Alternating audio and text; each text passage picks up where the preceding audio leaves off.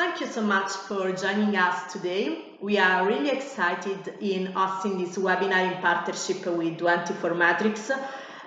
Since mobile ad fraud is one of the most hot topics in industry right now. Just a few housekeepers before going on with the webinar itself.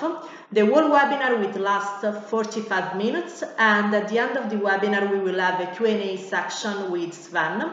We will try to address most of the questions we have received during the last few days, but probably we won't be able to address them all due to time constraints. So we will have a pause in the next few days to cover all the questions. Now let me introduce my co-host Sven Hazel, which is the Managing Director of 24 Matrix. Hi Sven, nice to meet you. Hello, nice to meet you. So let's start with the webinar. So this is our agenda. First of all, we will introduce the concept of mobile ad fraud, and then we will have a brief overview of the evolution of mobile ad fraud over time.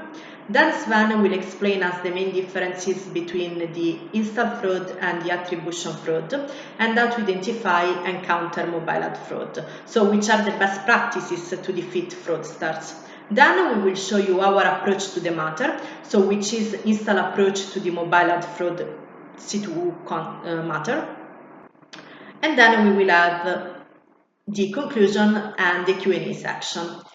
So mobile ad fraud is defined as the practice of deceiving advertisers by serving ads that do not involve quality and genuine users, consisting of low quality or fake clicks or installs. In 2017, more than $15 billion were wasted on mobile ad fraud, on fraudulent traffic, and this underlines how mobile ad fraud is spreading and how it is expected to spread even more in future, since fraudsters seem to be able to always find a new way to trick the system. Now, a mobile ad fraud happens when an individual scams advertisers, publishers, or supply partners by exploiting advertising technologies to steal advertising budgets, and it is determined by two main conditions. The first one is the misalignment between the advertising market demand and offer. So since the mobile content production is quite slow, and on the other hand, the audience and advertising demand grow rapidly, this creates cuts that fraudsters are able to fill. By filling these cuts, they can steal advertising budget and fool the system. And the second one is the difficulty in identifying ad frauds, since there is not a unique system to identify this type of fraud. Now, looking at the evolution of mobile ad fraud over time, mobile ad fraud has evolved over time based on advertising needs. So when the primary focus was on growth and volume, fraudsters fooled the system by using, for example, instant traffic on campaigns that only allowed the non-instant one in order to generate more leads, but they also used bots to emulate mobile devices and to produce downloads. As the advertisers started to receive complaints from the users, they were able to identify these techniques, and they shifted their focus from volume to quality, meaning user experience, retention, and engagement. And to better identify and detect mobile ad fraud, advertisers decided to share on daily basis post-install data with networks. In this situation, clearly fraudsters had to find other ways to fool the system and to steal advertising budget, so they developed new mechanisms such as, for example, click spamming, click injection, ad staking, click flooding, and more sophisticated bot behavior. So this is pretty much the evolution of mobile ad fraud over time. Now, looking at the mobile ad fraud distribution by country, by app categories, and by operating system, we can see that there is no relevant difference in the distribution by operating system, but there are significant differences in the distribution by country and by app categories. So looking at the distribution by country, we can see that the average fraud percentage across this across the network is 15% worldwide. But for India, this data increases to more than 30%, meaning that this is more than 2 times higher than the global average.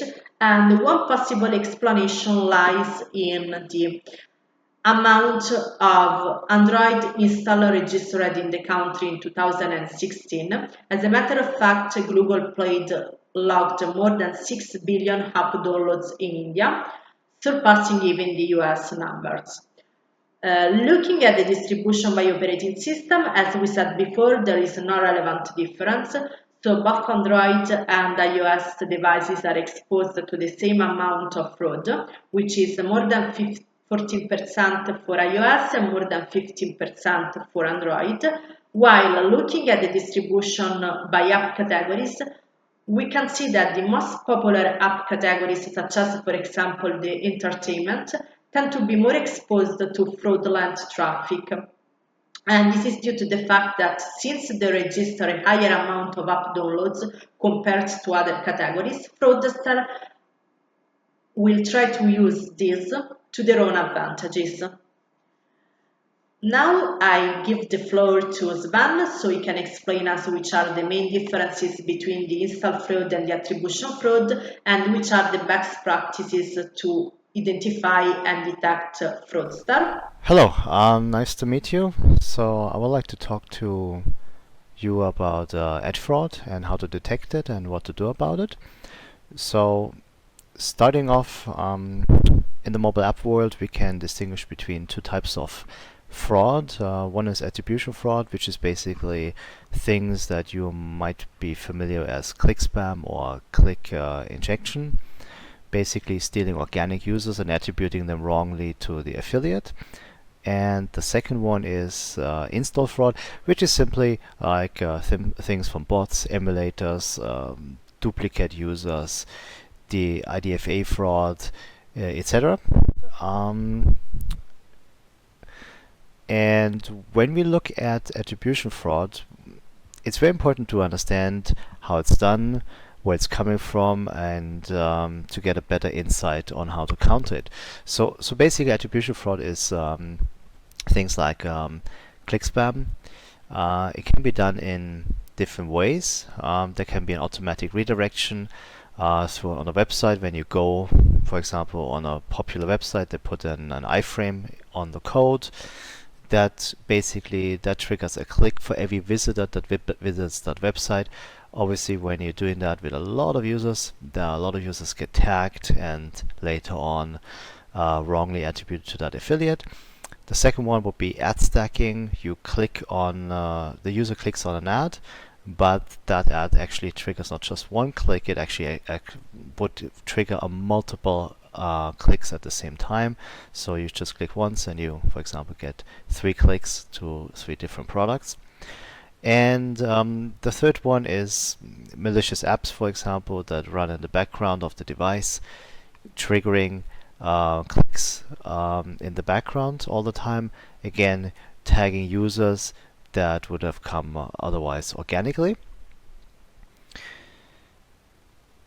Now, when we look at the main types of fraud, like besides click spam, click injections, we can also see a lot of bots in emulators. Like this is machine generated traffic from clear emulators that you don't normally would want to buy any traffic from. There is still a big problem with undisclosed incentivized traffic. So if you have a non-instant offer, of course you pay you pay a premium to users that are not incentivized. But fraudsters, of course, they know that, and they are buying incentivized traffic and sending that to you, while mixing it up with other traffic, or they might push down conversion rates, for example, on purpose to hide this. And this is obviously not what you want, because incentivized traffic would be a lot cheaper to buy. And then the third one is still a very common one, and everybody knows it, but still a big problem: proxy VPN and fake app in purchases.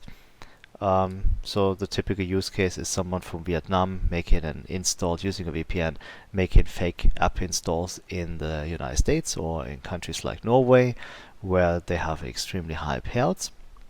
And today they're also, because they're being aware that they have to show activity, they there are bots and emulators that can emulate activity inside an app, or you might just think about the wages in Vietnam are very low, so there are even humans that can emulate this. It's still good hourly pay in these countries. Now, how do we identify it? So we know what there is. How can we identify and counter it? Now, as we talked a little bit before about flooding and click spamming, um, like there's one thing, like if you get like extremely low conversion rates from, there might be a good chance that you are being click spammed. Yeah. We're gonna have later on in the next slide, we're gonna have we're gonna look at it, how the distribution of things should look, and what you can do about it. The second one is called click injection. Basically, there's a malicious app running on your phone. You might have installed it as something like a flashlight app that's free or something like that, totally unrelated. And this app, there is a function that is called an install broadcast. And this broadcast basically tells the whole system that a specific app is being installed. Now, this malicious app knows that as well, and when it realizes, okay, that specific app is being launched and they have an affiliate tracking link, they're going to launch a browser or an in-app store call in the background, basically triggering a click, and a few seconds later the user actually installed it, and that attribution goes to the last click, which is then the affiliate. Now, there are patterns to identify this, because when you look at the normal distribution, you're expecting a user to do this in, they might do it in like 40 seconds in install, a minute or 2 minutes. But with click injection, you see installs coming in at 5 seconds, 10 seconds, stuff like that, and you want to block that. And what we've done here at what we are proposing at 24 Metrics is that use something called dynamic postback, that you can actually fire only postbacks only after they have been filtered. And for example, you can block fake installs or VPN traffic if it's, for example, 5-second installs. You don't want to purchase, you don't want to buy this type of traffic. You block it on the postback, which means it never gets to that affiliate. Now, also duplicate IPs is a very common problem, and there is always the argument that is being made that IPs are recycling, and we do agree that IPs, especially in the mobile space, do recycle and they get used multiple times. However, there are differences, in quantities, what you should know. So if you have like a non-fraud offer, like on the left, you might have a certain amount of replications in a week or on an offer. But for example, if it goes beyond that level, if you say might have 1% of duplicate IPs, but if you have another source that has 20%, so you can clearly tell there's a difference between the two. And secondly, what we're doing is to counter this problem of the tracking false users, false positives, is that we're limiting it to the sub ID and to the offer, and as well in time. So we can say, okay, limit it down to a specific offer, affiliate combo, and we're only going to consider a duplicate IP, for example, in the last 6 hours. So in that case, the chance that this is actually a different user is become really, really small. Then distribution of devices. This is an important one also to be looked at, is basically how well are your devices being distributed on the traffic. Now, if you look at iOS, for example, you are currently on iOS 11.3, and this already, like iOS 11, makes up more than 50% of the traffic in total. And on Android versions, it's a bit more fragmented, but still, you still want to see more like Android 6 and 7. You don't want to get all traffic from Android 4, for example. Yeah, so so we always see on a regular basis that some sources have extremely old devices, yeah, like iOS 7 and 8 only, and you might think, why is that, and how is that coming? Now, emulators that fraudsters built many years ago, they didn't update it, yeah. They thought, okay, there's nothing wrong with an iOS 8 device, and in general there isn't, yeah. It's not that we would say that all iOS 8 devices are fraud, but if the majority of the traffic, let's say 80% of the traffic was iOS 8, then there's clearly something wrong with that traffic. There's a very good chance that you are receiving bot traffic. Or even if it isn't fraud, you still want to be really aware that you are not buying really old devices, because you can just imagine like these users are not very tech savvy. They are not going. They don't have They have an outdated phone. They're not going to be able to use the app very much. So at the end of the day, your advertiser is going to tell you, say, that the quality or the engagement of these users is not very good. So we are monitoring distribution of things. We want to see an organic mix. We don't only want to see. We want to see new devices, but we also want to see some older devices. Yeah, so it's important to have a healthy mix in it. And in the matrix below, you can see a little bit what you want to expect here. Also, yeah, generally, like speaking about metrics and looking at intervals, also inside the day is something that you should sometimes do from time to time, because especially on news sources, because if something gets really spiky or unexpected, then it's probably a problem here. Because like you expect like certain apps have install periods, like the traffic is growing organically in the night times. So if you look at, for example, mobile app games, you have more traffic than during the day. On business apps, for example, it's more during the day. Yeah, so there is a normal cycle throughout the day that you want to see. And if you have like two crazy spikes, like things like 2 in the morning, like 80% or 90% of the traffic comes at 2 in the morning, and then it ceases throughout the day, and then starts again at 2 in the morning. If on top of that the conversion rates are extremely high, this is definitely something that you don't want to see, and you should be aware. We understand it's very difficult and time consuming to do this, but it should be worth it, especially when you're looking at news sources. Yeah, how to identify cost, like the installed distribution time?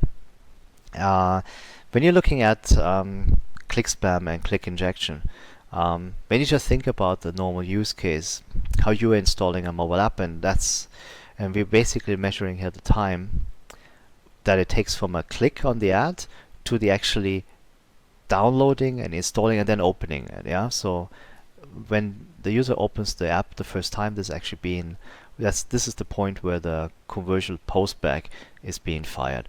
So and we can measure that time, and normally like we see like installs really increasing at 40 seconds.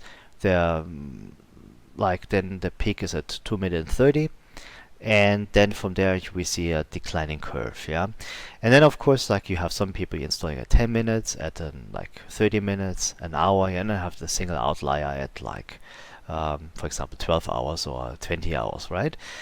However, you always want to see that most of the traffic is again shaped organically, that you see a normal curve here.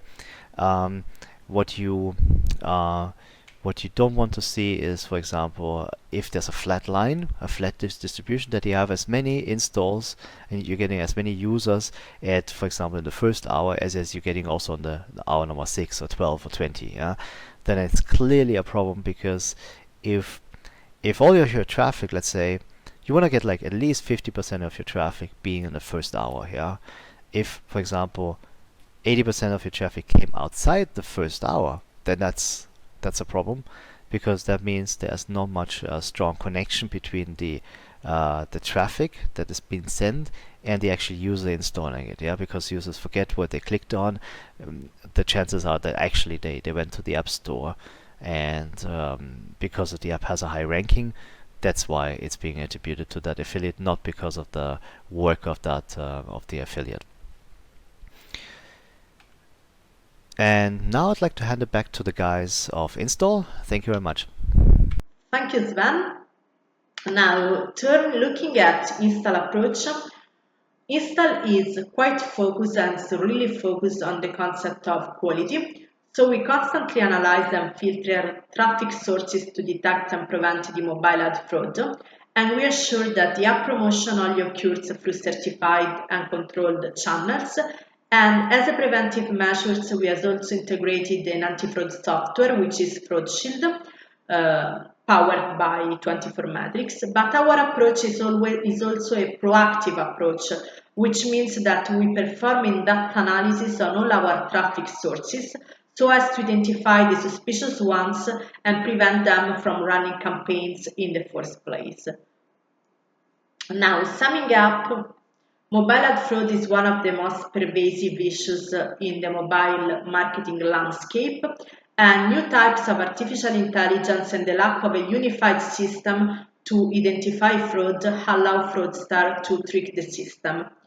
Transparency and sharing of data can be considered one of the most preventive measures, of one of the most effective preventive measures, but also being able to identify sources of traffic that violated terms and sharing them on a public basis can also be helpful, and also detailed proof from the advertisers to be shared in real time as part of the communication process is also important.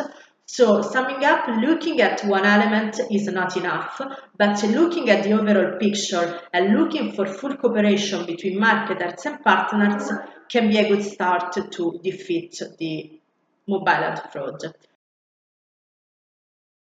Now we are almost at the end of our webinar, but before saying goodbye, we want to address some of the questions we have received. So Sven, the first question is how to detect unusual traffic trends and get a reasonable idea of fraud before and after it happens. So what do you think about it? The first thing that is very important is that you are going to collect all the data that you have on your tracking system, such as IP address, the time when the conversion happened, the user agent, the session time, etc.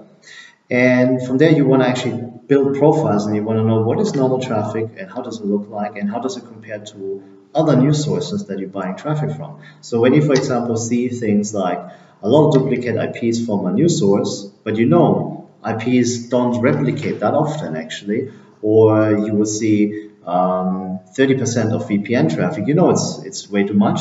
On average, you might only see 2% on your clean traffic. So now you have a much more solid ways of arguing with affiliates, and this way you can actually you can get a lot more data and you can act on it much better than previously.